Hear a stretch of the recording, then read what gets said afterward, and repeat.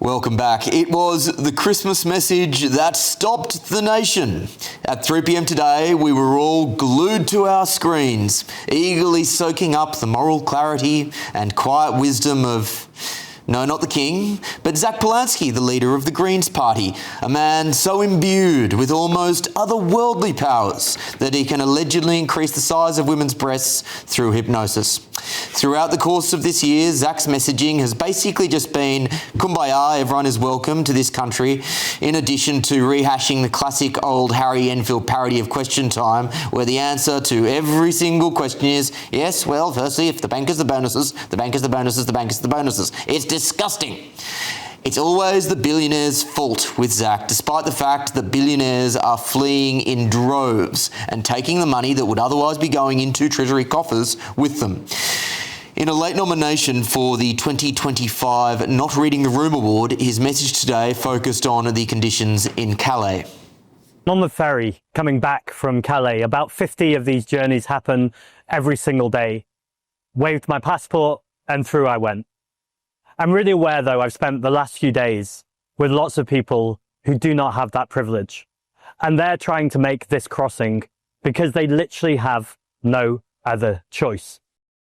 Literally no other choice? That's not what our very own Patrick Christie's discovered. Other countries was Germany, Italy, Spain, no? No. Turkey, Italy, and here. And here? Yes. Yes, as Patrick uncovered, many illegal migrants come through several safe countries, including the safe country of France, before making the voyage, making this by definition an exercise in economic migration, not seeking safe haven. He wants you to believe, separately, that Calais is made up of struggling families, and importantly, and very unsubtly, plenty of kids. Christmas Day is a day when most people, not everyone, are around other people. So gather around, because there's a story you need to hear about what's happening in Calais, and it's the complete opposite to the misinformation and lies we are fed every single day. It's a tad different to the diggies that I've seen rushing up onto the shores of England. Once again, Patrick got to the truth of the matter earlier this year. Maybe they give me house, they give me anything I can need, give me. Just give it. Yeah. Why? Because people in England is perfect. We all know that the overwhelming majority of illegal migrants are fighting-age men looking for the benefits this country so kindly hands out, not women and children fleeing war. Well, basically, we just need to be kind.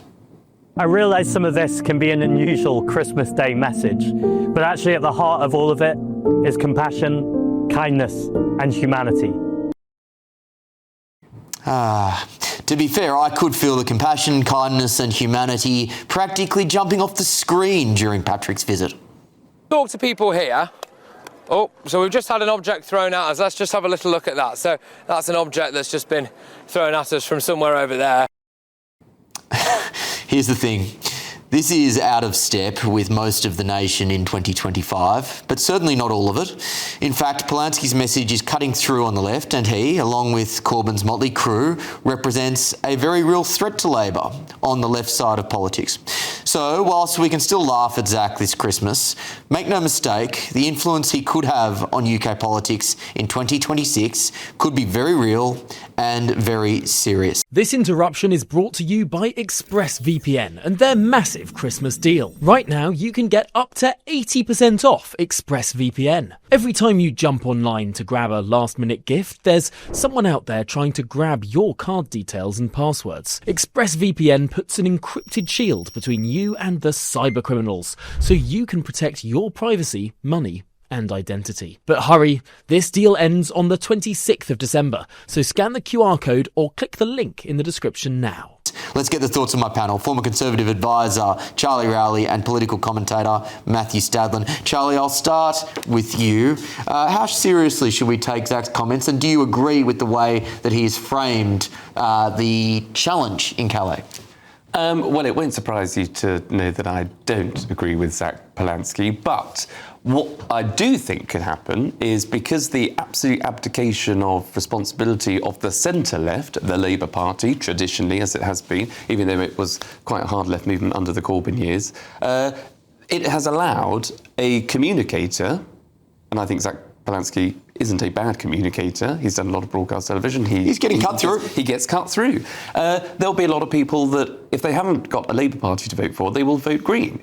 And I think that is incredibly dangerous because, to your point, absolutely right, as you said at the start, Zack Polanski thinks the answer to solving the small boat issue is to let everybody in. That is just clearly not sustainable. That is not the way to approach this. It's crack pottery of the highest order on one too many Prosecco's. If that's a green produce, if they're allowed to eat that, don't drink that. I don't know what they do. Don't know whether Prosecco's vegan or not. Vegan or not. Matthew. And there finishes our very own alternative King Charles message. Exactly, the audacity. Did he actually put that out at 3 o'clock? I should have clarified that one. It was very intentionally put out at 3 p.m. the same time as King Charles put out his message. Wow. So, just very quickly to pick you up on something you said in your monologue. I thought you may. I would, yeah. This tired phrase of fighting-age men. I mean, I'm sadly no longer, I think, a fighting-age man, although I could certainly fight. You guys, I think, are fighting-age men, but I don't refer to you guys as fighting-age men. It's another tactic to demonise and to blacken the image of these people who are coming across. Now, do I agree with Zack Polanski that it seems as though there's no limit to the number of people that that can come over here? No, I don't. Of course, there's got to be a limit to the number of people that we could grant asylum to. And of course, by the way, we should only be granting asylum. I just want to ask on the fighting age men piece before you go on, because, look, you know, we can argue about the linguistics, but you've seen the dinghies coming across. You would know somewhere between 80 to 90% are male of a, you know, let's say 18 to 35, if that suits you better. And there was a very conscious effort there to basically say that these camps are made up of women and children across that video. Don't you think that's disingenuous? I'm not sure that that was the message I heard from what he said, but the way that it was constructed. My concern, because Zack Polanski's not here, and I would debate him if he were here, is with your language, because you are here, and the language does matter. And this is what I was trying to push out earlier. Absolutely fine to have conversations about immigration and illegal immigration and asylum. Let's not stigmatise the people who are coming here. What I think is good about Zack Polanski is that he is introducing some empathy. He is reminding us that these people are human beings. Many of them, as we know, do actually get granted some form of asylum status. Do I want to stop the boats? Do I want the boats to stop? Yes. Does the government desperately want to stop the boats? Yes. The political phenomenon is fascinating. Of course, we'll get to that in a second. I do want to get to that, but I just want to get your response to that, Charlie. Well, I think that therein lies the problem, because I don't actually think that the government do want to stop the boats. Of course they do. It's electorally catastrophic for them if they don't. But what their version of stopping the boats is maybe one or two, because they do genuinely believe, even when it was Darren Jones, who's the Chief Secretary to the Prime Minister, was on Question Time and said that when he was there watching those small boat crossings, he said that the majority are women and girls, which is not I think he's true. Since retracted that. Of course he has. He misspoke or he got it wrong. But, okay? you know, I think we got to what he actually thinks. Charlie, let me and just... what the Labour Party thinks and what the government think. They do not believe that people that are coming into this country through small dinghies are anything other than refugees. They do not accept... That's not true, Charlie. They do not accept the argument that they are people that could have taken a safe country in France. They've passed through many other safe countries. They genuinely believe, and this is the problem, they genuinely believe people that are coming into the country through small boats are all refugees. Charlie, that's they are all seeking refuge. Completely wrong. Let me just make the point, because that is just... there is no one here from the Labour government to make the point, and so I will make this point, because I've seen some of the stuff they've said, and I've seen, for example, Mike Tapp, I think it is, who's a relatively junior Home Office Minister. If he was sitting here today, and I don't agree with everything he says, but if he was sitting here today, he would say you're talking utter nonsense. The government certainly wants to stop the boats. I think they want to stop the boats for two reasons. Partly because they realise that it's not a sustainable model, but also because they realise that if they don't stop the boats, it's electorally and politically, potentially, catastrophic for them. It, I think, was one of the reasons why Rishi Sunak lost so badly. They know this, OK? Let's not be under any illusion about that. You may say that they failed to stop the boats, and that would also be a fact. That would be factually correct, because they have failed. The political thing, by the way, about Zack Polanski, and I'm glad we will get to that in 1 second, but I want to round that out by saying that even if they do want to stop the boats, and I think that is debatable, I can see where you're coming from, Charlie, they are not willing to do the things that is necessary that will actually stop the boats. And we're seeing that. They're not making any dent in the numbers that are coming across the channel, they're failing really. they're failing to stop the boats. Because we know that you need to change the legal framework before you can actually and make there are any dents on very this. serious politicians, including several very senior former Conservative ministers, and I think one or two very senior former Labour ministers, who are saying, look, let's look at the European Convention on Human Rights. I'm sceptical as to whether that will be changed in a way that will make a material difference. I'm almost certain it won't be changed in any way that will make a difference before the next election. But there is thought going into that. On the politics of Zack Polanski, I think it's fascinating because, yes, he is a threat to Labour. There's no doubt about it. And he has whooshed up in recent months. He's been arguably the phenomenon of 2025 in politics. But he's not just a threat to Starmer and to Labour, because Zia Youssef, who I've debated man-to-man here over the course of an hour a few months ago, who's head of policy for reform, he spent quite a bit of time on social media really going for Zack Polanski. And I think that he feels, and Reform feel on some level, I haven't quite worked it out in terms of the electoral map as to why, but they feel threatened by Zack Polanski on their left. And maybe it's because they are a relatively successful, insurgent, populist party offering a different narrative. And while I don't agree with Zack Polanski, he blames billionaires, Farage blames migrants. What I do think is important about and refreshing about the Zack Polanski message is to remind us that we're talking about human beings, and when better to remember that than on Christmas Day itself. Sure. I think there is an alternative. There's an alternative hypothesis, which is taking the mick out of Zack Polanski as red meat to the Reform base and a bit of fun for Zia Youssef. Surely in a first-past-the-post system, if the Greens take 10 to 15% of the vote, which is not inconceivable, that hits Labor more than it hits the Reform Party. Oh, totally. Yes, yeah. But, you know, the challenge over the 2026, 27, 28, up until the next general election is maintaining that poll lead. Now, obviously, we've seen Reform dip a little bit in the polls. They've had that cut a little bit. You don't have to whisper it. No, I'm just, and that could happen, and it probably will happen to the Greens as well. But if you're talking from as a former Conservative advisor, and if there was somebody from the Labour Party, former Conservative advisor or a former Conservative, Charles? What are you, Charles? What are you? Fabric wearing, high-end political commentator on Christmas Day. And what I was going to say was that if you are the two main parties, where there is the challenge from, they will say that the uni-party system it's died a death, it's broken. But the reason why it's died a death as well is because there hasn't been a good enough communicator, particularly within the Labour ranks. That's why they want to move against the Prime Minister. There certainly hasn't been for the Conservatives after Liz Truss. Couldn't communicate out of a paper bag. That they have capitulated on that basis, which is why you've allowed two good communicators like Farage and Palansky, I think, to shoot up in the polls, as Matthew was saying. Yeah, I think we all agree with that to varying degrees. Matthew, my question is, and I'm fascinated by this question, because Labor is in a bind. You look at the red wall seats where there are very particular concerns about things like immigration and cost of living, old Labor seats, and then you look at the challenge now increasingly from the hard left. They're wedged. Which way do they go? They're in a bind. There's absolutely no doubt about it.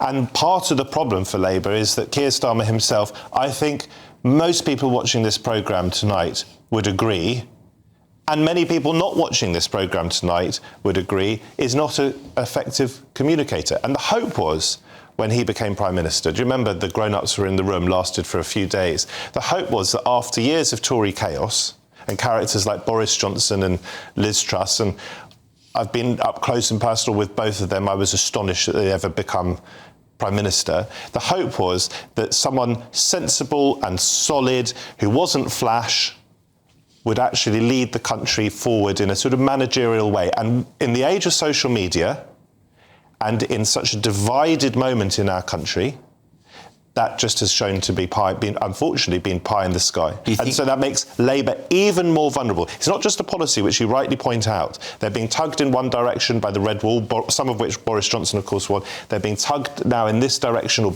people on the left are being reminded that there's a different type of politics, perhaps a kinder type of politics. It's also the leadership. Yeah.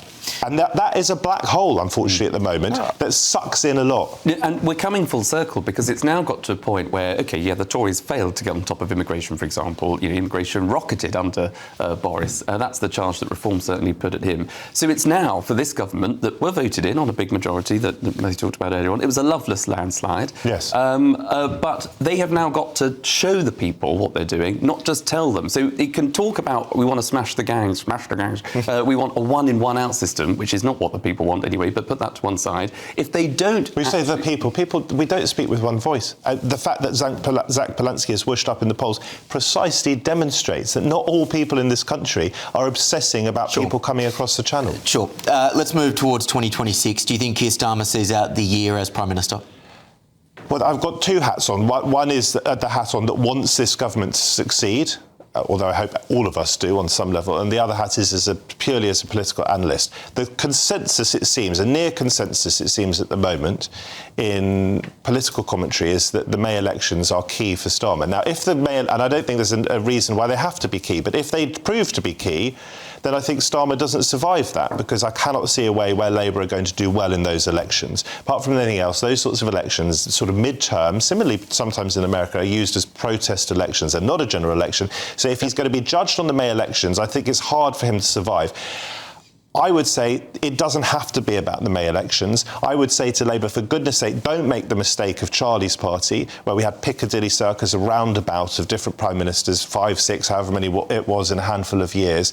This is Starmer's responsibility. He did win this mandate. He did turn an 80-seat Boris Johnson majority within 5 years into a shallow yes, but 160, 170-seat majority for Labour. And to the extent he's messed up, and he has messed up in some ways, he himself accepts it. They've done U-turns over the winter fuel allowance, they've done U-turns over the farm stuff. He has to sort it out. And by the way, if he can't sort it out, then before the next election, bring in Wes Streeting. I think he'd be effective at taking on Farage, or at least have a chance. But the things that you've said about Starmer that you find problematic are particular. Number one, that he's not a good communicator. I think we'd both agree he's not particularly charismatic. Mm-hmm. He hasn't been able to get a message across.